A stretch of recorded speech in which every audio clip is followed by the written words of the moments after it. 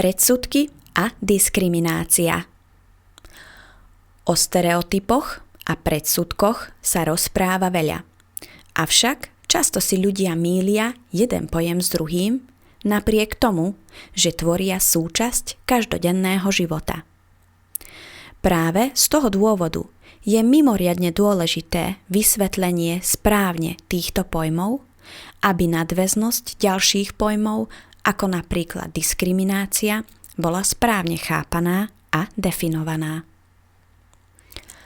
Cieľom učiva je v prvom rade definovanie správneho chápania pojmov stereotypy, predsudky, diskriminácia a ich vplyvu na správanie a rozhodovanie človeka. Ďalším cieľom je vyzdvihnutie spoločných a rozdielnych špecifík jednotlivých javov a poukázanie na vzájomnú prepojenosť medzi uvedenými pojmami. Stereotypy. Stereotyp je štandardizovanou predstavou jedinca o sebe samom alebo o členoch iných skupín. Je to nekritický úsudok, ktorý predpokladá, že všetci jedinci, ktorí zdieľajú rovnaký typ správania či vlastnosť, sú rovnakí. Stereotypov, ktoré si nevedomky od detstva vo svojej mysli zakoreníme, je mnoho. A predsudok je, na rozdiel od stereotypu, zvyčajne negatívny, iracionálny a riadi sa emóciami. Často je zameraný voči celej skupine alebo voči jednotlivcovi z danej skupiny. Predsudky. Predsudky sú povahou veľmi podobné stereotypom. Sú to špecifické postoje k nejakej skupine, nezakladajúce sa na realite a na osobnej skúsenosti. Chýbajúcu skúsenosť nahrádza pri vytváraní si názoru či presvedčenia dominujúca verejná mienka, názory nášho okolia a tiež médiá. Aj keď sú predsudky skôr psychologickou či prinajmenšom sociopsychologickou kategóriou, majú rozhodujúci vplyv na správanie, postoje a názory. Predsudok je rigidným a iracionálnym zovšeobecnením o určitej kategórii ľudí. Tento postoj má tendenciu k vysokej stereotypnosti, k emocionálnemu náboju a nemení sa ľahko pod vplyvom opačnej informácie.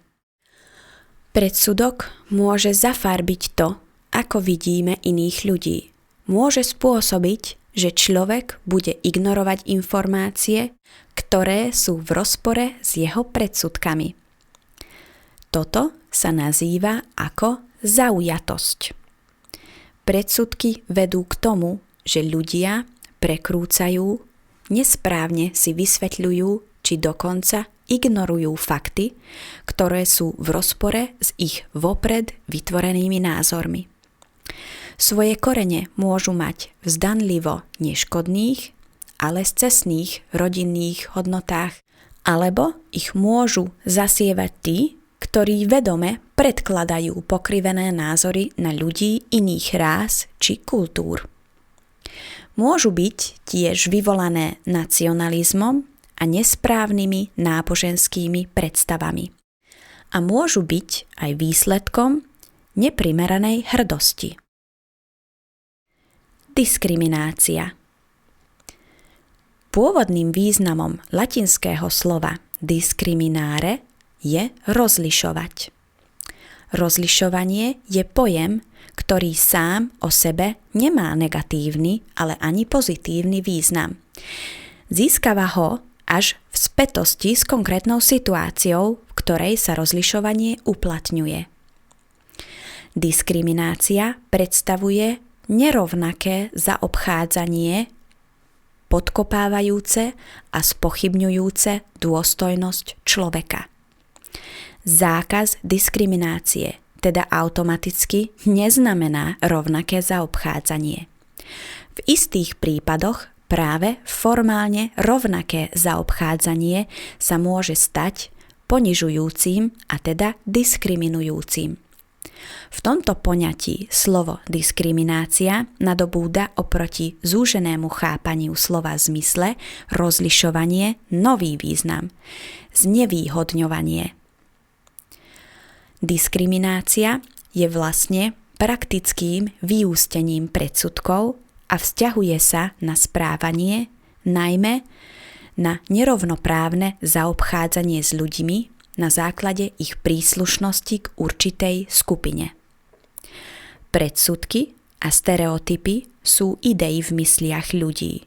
Diskriminácia pokračuje v nimi načrtnutom smere za hranicou myšlienok, vždy sa prejavuje činom. Diskriminácia je komplexný pojem. V právnom slova zmysle sú činy diskriminácie jasne definované a môžu byť stíhané zákonom. V každodennom živote sa však pojem používa v širšom zmysle. Čo je diskriminácia a kde sa začína? Diskriminácia znamená nerovné zaobchádzanie založené na charakteristikách človeka, ktoré sú pre danú situáciu irelevantné, ako je niekoho pôvod, náboženstvo, vek, sexuálna orientácia alebo pohlavie či rod. Predsudky a diskriminácia. Predsudok je často zamieňaný za diskrimináciu alebo za rôzne formy útlaku, ako je rasizmus a sexizmus.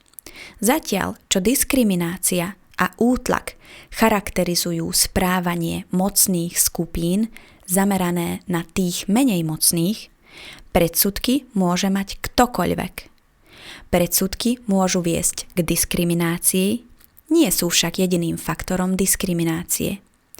Osoba môže tiež prechovávať predsudky bez diskriminácie, najmä ak si uvedomuje svoje predsudky a podniká proaktívne kroky na ich potlačenie.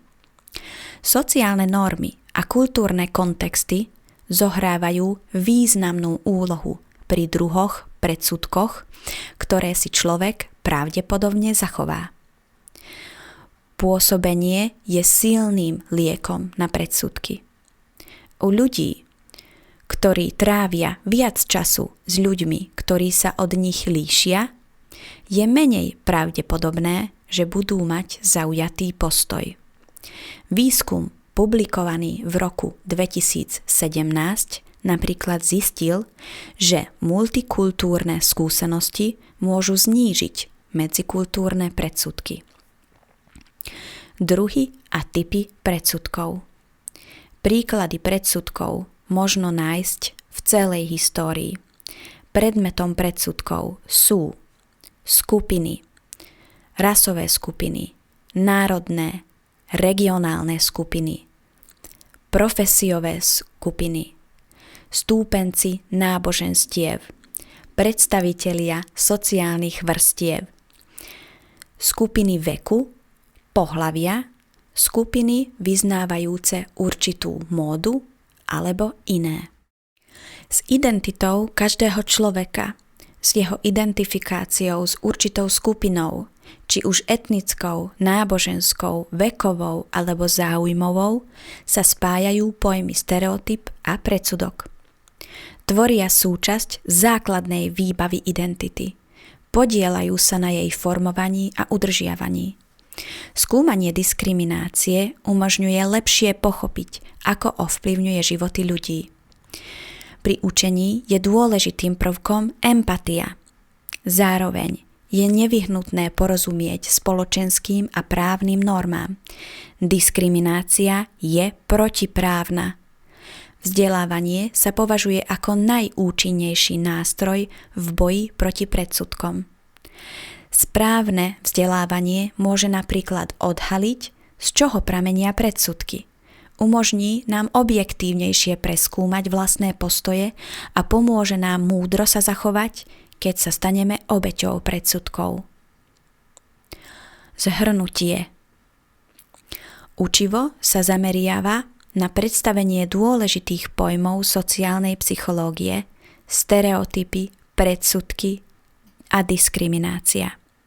Správne chápanie uvedených pojmov má kľúčový význam, nakoľko majú vplyv na správanie a rozhodovanie človeka. Okrem definovania sa učivo zameriava na definovanie spoločných a rozdielnych špecifík jednotlivých javov a poukázanie na vzájomnú prepojenosť medzi uvedenými pojmami. Správne chápanie týchto pojmov a vzdelávanie v tejto oblasti sa považuje ako najúčinnejší nástroj v boji proti predsudkom a diskriminácii.